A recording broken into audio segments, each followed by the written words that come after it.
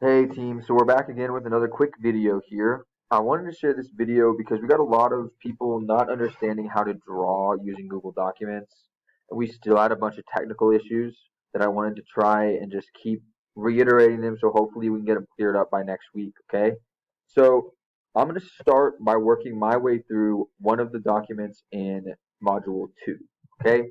So remember that I posted that document here. All right, well, this is a Hensley Week 1 digital worksheet, okay? I'm going to click on that.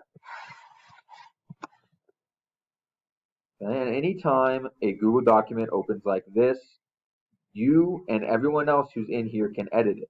So you want to go ahead and make a copy of it so you then have a copy, all right? So I'm going to make a copy of this where I'm going to call it, instead of copy of Hensley, I'm just going to call it Cole Hensley Week 1 digital worksheet 2, okay?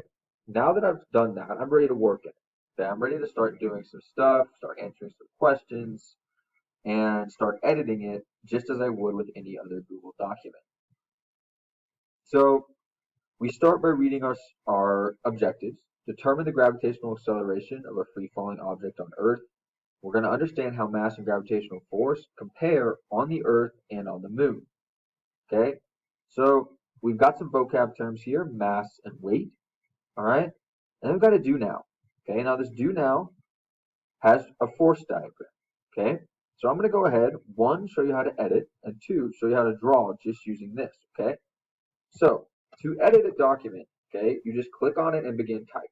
So remember, terminal velocity is the velocity that an object will reach once all forces are balanced and the acceleration is zero.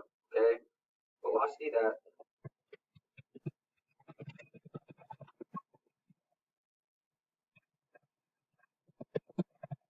Okay. Once you're done typing that into that box, you finish that question. It automatically saves, so you're done and you're good to go. Okay. Now, after that, I'm going to draw my force diagram.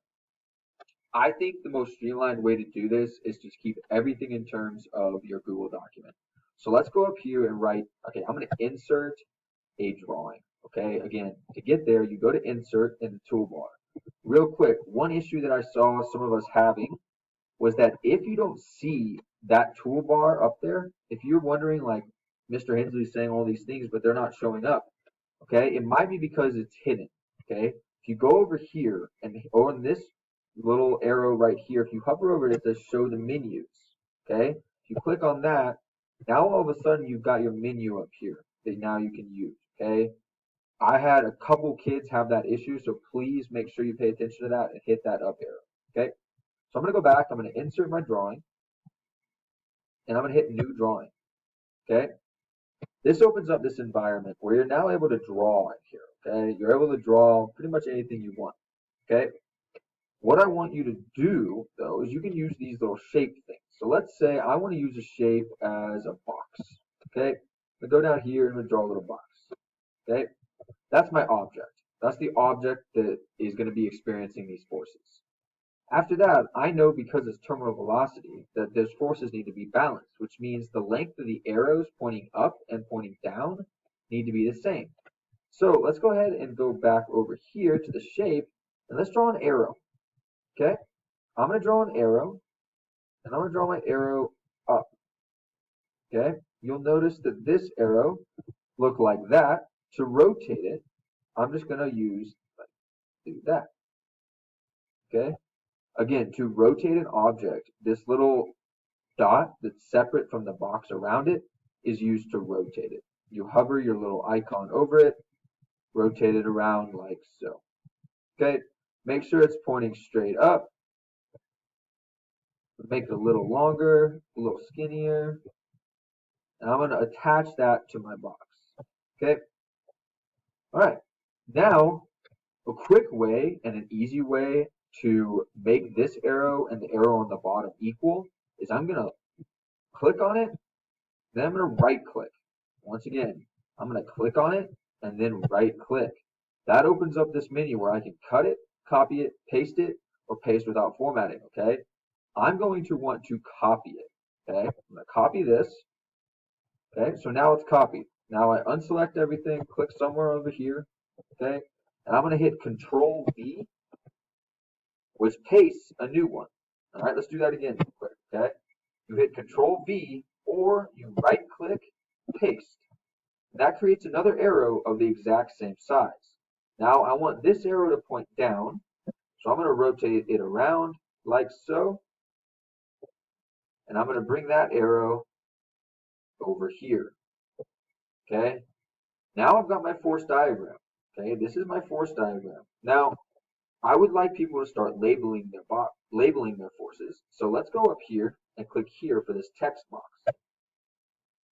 okay? In the text box, you can make a box where you're going to write your text, and then a little icon shows up that allows you to type. So the force that pushes up on an object that's moving down through the gravitational field is going to be air resistance, okay? So I'm going to say this is air resistance, okay? Now I can edit this. All right, I can edit this text by highlighting it, going over here, making it say Times New Roman. If I click these three arrows here, it's going to provide me with more options. All right, so I provide myself with more options. Let's go ahead and make this font size 10, nice and small. That's a little too small. Let's go with 11. All right, bring this back up like so. Maybe do that. And now I've got a text box with air resistance in it. And I can move that right here. So now I know that arrow represents air resistance, okay?